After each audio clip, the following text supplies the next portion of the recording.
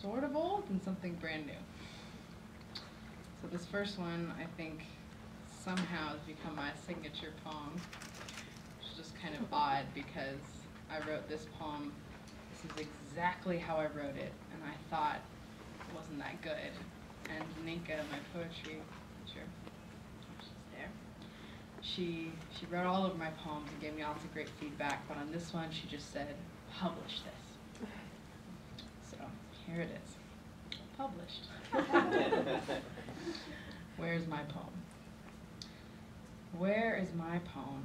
I must have been too needy for him. I demanded we spend every evening together. So one night he said he was going out for a pack of smokes and never came back. I saw him in a dance club months later, flirting with the other poets, and he looked so good. Lines cut in a sharp buzz, his images even more direct and clear. A cigar stuck in his mouth like a fork in a pie, as he cleanly told me he was done. I stood on the other side of the glass, watching him dance with the other poets. He saw me and, feeling guilty, put on his black fedora and came out into the streetlight. He said, "What do you want? Can't you see I'm busy?" I said, "I came for my passion. Hand it over and we'll be done here." He placed it in my hands, wrapped in a small couplet. But no sooner had he touched me than he wanted more. He held me in iambic pentameter, tangled my hair into simile and metaphor. He kissed me uncontrollably, wet lips pulsing stanza after stanza. He filled my page, then he pulled away, went back inside to dance with the other poets, leaving me with only a page of words.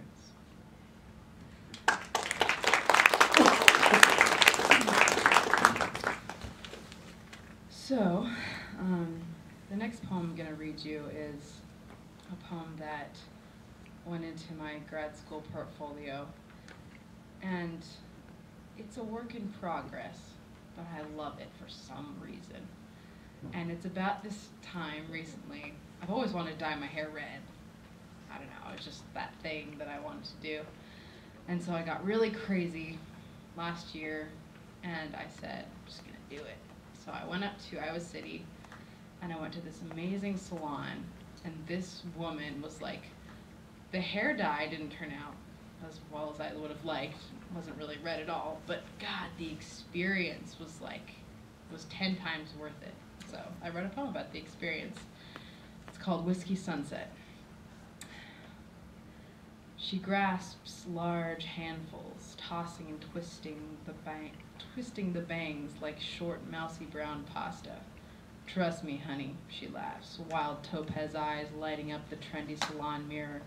We're going for a ride with Johnny Cash and the top down. Are you ready? She leans me back in the black porcelain sink like some sassy John the Baptist. A little shake of 5, a splash of 3, she murmurs, working in every hot, strange shade from the trunk of my scalp to the stem of my forehead. She leans me back to bake under the hot tan cone, where the thick red is free to steep into the brunette hallways of my mind.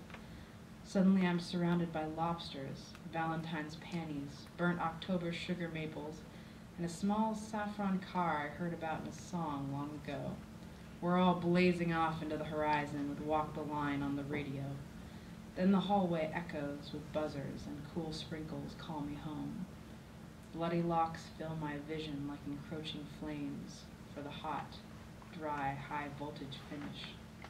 She turns the chair like a giddy stagehand pulling back the curtain and declares to the standing ovation, "Whiskey Sunset for your pleasure." And then the last poem I want to read to you guys. Actually, I'm just going to read you one like really tiny one real quick, because a friend of mine who's like a really big literary buff, I said, what poem should I read this weekend? And he said, oh, this one's my favorite. And I said, that one? Because it's just like the silliest little poem. But, got me thinking about this poem again, so I'll read it to you. It's called White, White, White Socks. Too white for the feet of angels, too white for the first snow. This fresh, crisp ankle sock I purchased from Target this morning.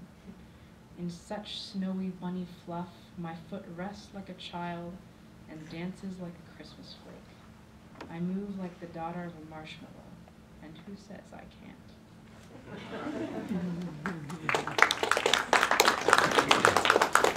And this is a poem that I wrote yesterday.